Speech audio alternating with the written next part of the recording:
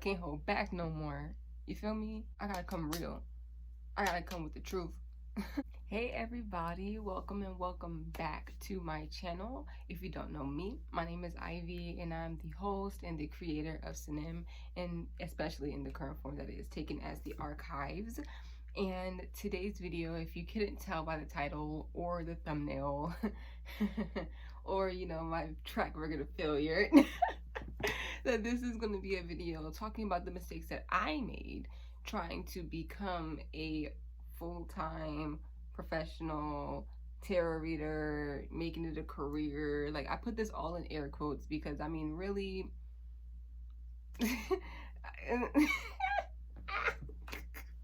was I really trying, or was it really for me? Was I really going to do that? Like, man. So I'm making this video in hopes that maybe I can help someone avoid doing what I did, or maybe if you are doing what I did, I can help stop you in your tracks right now, especially if you're in the beginning, especially if you've been doing this for a while and you kind of have like some sort of like notion attached to reading or something like that. I don't know, but mostly if you're like young, naive, have a sense of ego in your spirituality, like all of that, you may not know. You may not know, but honestly, this is a transparent space. I'm gonna call you out. You guys allow me to call myself out. So with that being said, I'm gonna go ahead and get started because this is some real shit, and so embarrassing. But anyway, let me go ahead and get started. So I want to start by saying this, that I was my biggest obstacle. I mean, between not really having any clear-cut goals, not really putting forth much like attention and effort like I thought I was, like, or not really focusing my energy, focusing too much on like the wrong details, trying to do this and trying to do that instead of really focusing on the clients and trying to help my clients. I also did not trust my own ability to read tarot. Like, I wasn't trusting my ability to read the cards accurately. And I wasn't trusting that spirit could help people with the type of questions that they were asking me. I didn't trust that tarot could be used to answer those questions. And I also didn't trust that my clients were coming to me with the right questions. I didn't trust their questions when it came to me. And that's a really big piece because there's this sort of superiority that comes from someone who's been reading tarot for so long. By last year, I was reading and studying tarot for 4 years straight. That's like a whole like bachelor's degree in tarot, right? So there was this notion in my head that I kind of knew better than these people. And really I didn't. I mean, like, I really didn't. And I didn't trust that, tarot could answer their questions. So I'm going to break that down as well. Like I said, thinking that I knew better, I wasn't challenging myself to help these people. I didn't step up to the plate. I was too familiar with tarot readings and things to actually step up to the plate and show up for these people like I could have, like I had the full ability to. And that made my clients feel like I wasn't the reader for them. It made them feel like tarot couldn't help them. It made them feel like what they were asking could not be answered.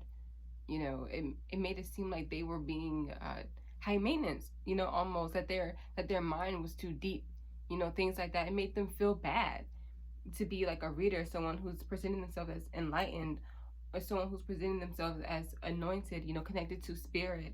It's like kind of rejecting them. And that's one thing that I like look back and I regret completely, because you don't want to reject possible clients. Of course, like, I did other things to try my best and help them, but that's not what they asked for, and it's not really what they came to me for. So with that, that was purely from an egoic perspective, thinking that I knew better than them to try and help them doing other things. But that's not the help that they needed. They came to me asking the right questions, and I didn't trust that. And of course, like, the weird part was they had more complex situations. They had really deep, hard-hitting questions that I did not help them with. And, that was something that I should honestly apologize for, but I don't want to reach out to the people like a whole year later, like, yeah, I'm sorry, I was an asshole. Like, I really was. And of course, like, I did my best to not seem like an asshole, but it was an asshole response to give. Yikes. Yikes. I also limited the topics that I'd speak with my clients about. Like, I try my best to focus more on like spiritual, type of topics, shadow work and shit like that. But the thing is, I like going back to those clients that had more complex issues, those were shadow issues. Those were reads that would have been perfect, but I didn't allow my gift and my cards to read how I read. No matter the situation, the way that you read as a reader, that's how all of your readings will go. If you understand my flow, like if I'm going to be a reader that dives deep into some subconscious aspects of what you're experiencing, no matter what the question you ask, I'm always going to go that deep. You feel me? But because, I had this preconceived like kind of notion of how people want their responses to be and how other tarot readers read that I've witnessed, especially on YouTube. I watched a lot of readers on YouTube when I was learning how to understand cards and like how to relate them in readings and things, because I did a lot of theoretical studies, but in channeling from spirit, but I didn't do many like specific like readings to other people to try and make the cards make sense as a whole to someone else. That I did a lot of studies on those, and watching and listening to the responses that they got from their clients made me kind of be a bit what's the word? The word that keeps coming to mind is standoffish. So I'm gonna just go with that. Just about how I would allow my clients to work with me. I was like kind of keeping them at bay, because I was like, I don't want you to be dependent on my responses and things like that. I don't want you to come to me for readings all the time and stuff like that. But instead of like accepting, like, welcoming that, I kind of clipped the wings before I even learned how to fly. You know, I just jumped out the nest. I didn't even flap my wings. You feel me? So it was like, I kind of cut myself short to help people, more one on one. And I like limiting the topics that you read for your clients. I mean, that goes back to not trusting my own ability to read cards. It's like no matter what someone asks, like, am I going to get back with my ex? It's like, honey, it doesn't matter like what you hope that the cards will tell you. It's reserved in my ability. I had to trust that what I would give would be the right response for them to hear at that time period, But I didn't. And that was a huge mistake on my end, because I could have seriously helped people move on and carry on from like the aspects that were help keeping them in those more trapped and blocked spaces that kept them from moving. But I wasn't helping people liberate those blocked spaces in their bodies, and that's something that I also really regret. But I didn't know any better at the time, so I had to give myself the grace to have not known better. I had to give myself that grace, because I really didn't. I did what I thought was best for the people that were coming to me. My best was not the greatest, but I had to do what I had to do. Water break. And I'm back. And I think I mentioned this before. I limited my availability to clients, and I'm not saying that I limited my schedule, because it was 2020. I didn't have a schedule, but I limited the amount of times I'd allow a client to speak with me, and I'd limit the communication, and I didn't, and it's like my mind was far ahead of my physical body. I wasn't grounded. I think that was like a really big part. While I was doing my best to try, I wasn't necessarily grounded in the awareness of my physical reality. And that caused me to project so far in the future. It caused me to feel like I was so far out there when I wasn't. And I started doing things that will protect my energy long term, which, is awesome. But I didn't need to do that. if that makes any sense. It's like I didn't need to do that because the threat wasn't there. And of course, a lot of these are anxious responses. So a lot of times we do have to check ourselves when we're going through things like this. And it has a lot to do with our sense of self, our ego. And we're trying to protect ourselves. At the end of the day, we're trying to protect ourselves from being taken advantage of, from, waste, like, having that energy pool, not knowing how to take proper care of bonds, ties, and connections with other people. That was a really, really big pitfall for me. And I'm laughing at it now because it's like, wow, that was really bad. But at the same time, I learned from it. And of course, it took me a while to come to these conclusions, to understand exactly what I was doing and how it wasn't helping me. I'm still glad that I had that experience and learned from it to come and present myself to you here to help you guys not make these same mistakes. So I want to mention again like where it was coming from, because there were a couple of different places. It wasn't purely from an egotistical standpoint. I was coming from pure places. It's just that what I thought considered as spiritual, which, time out, we're all spiritual beings, okay? Our entire experience as humans is spiritual. There isn't one thing in life that is considered spiritual and one that is not. I love the quote, magic is either everything or it's nothing. Love is either everything or it's nothing. Even on the spectrum of love to hate, even hate is a variation of love. You feel me? I hope you understand that. But with that, I'm pretty sure from the way that I spoke about it, you can, if you are aware yourself, you can see how my ego kind of stepped in and kind of like tried to skirt and, curb these aspects of the career that is like a side effect of the career, you know, like having clients that come to you consistently want to talk to you about what their experience was, people who want to talk to you and learn from you and help get your help.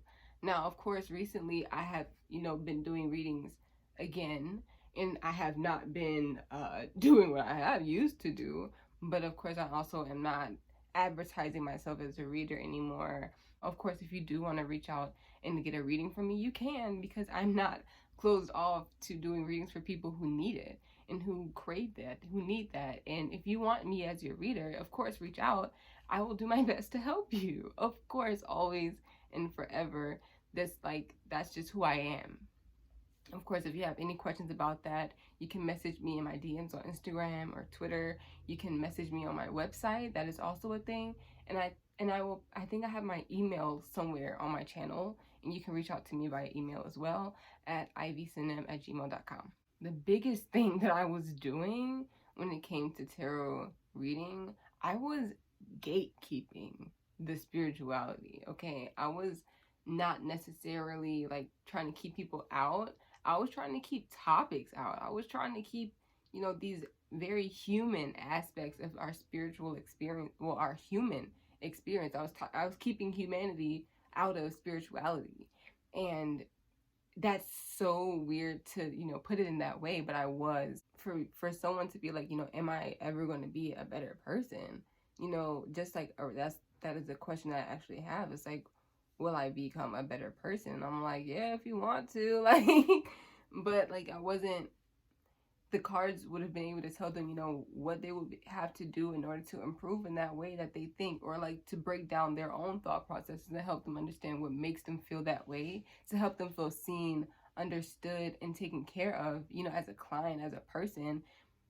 I did not do that. I kind of like shortstopped them and was like, please, tarot can't help you, but this advice will. Like, it was a lot, and I didn't do it on purpose to try to hurt these people or shoot them down quick. It was just what I did. And I'm glad, once again, that I'm able to look back and see that now, to come here and be like, listen, don't do what I did. Don't be like me. But yeah, it was really my ignorance and misbelief in what spirituality is, and what healing can look like, and how humanity fits in with this practice. I really did not have the most well-rounded understanding of the topic and of, life as humans. I didn't have that. I didn't have that understanding. I just didn't know. So I don't hold that against myself then. I'm not prejudiced towards who I am. Then all I can do is use that experience to help you guys. Like my previous video, one of the previous videos that I made, it's called Humanity, the Wound and the Gift. And basically it's like taking the experience that I have and moving it forward with love, because that's all I can really do. I can't go back and change it. So with that being said, I really hope this information helped you. I really hope that I was able to shed some clarity on some things. If you were someone who was once trying to be a client of mine, I hope this helped you understand who I was then and I'm not that person now. Whew. But also, for anyone who is trying to be a reader, who wants to be a reader, who kind of has that same perspective, I want you to know that you don't have to, and actually be more open to helping clients that you feel like you can't help, because that is a challenge, and that is something that you will be more grateful for putting yourself out there to overcome than anything else. And I believe in you. I believe in you guys' ability to, read for other people. I believe in everyone's ability to show up in that way for someone else. Just because if you feel drawn to it and if you feel like this is for you, then of course it is. That's it. That's it. It's for you and you can do it and you will be great at it. You will excel. You have that ability. You can. And now for the shameless plugs.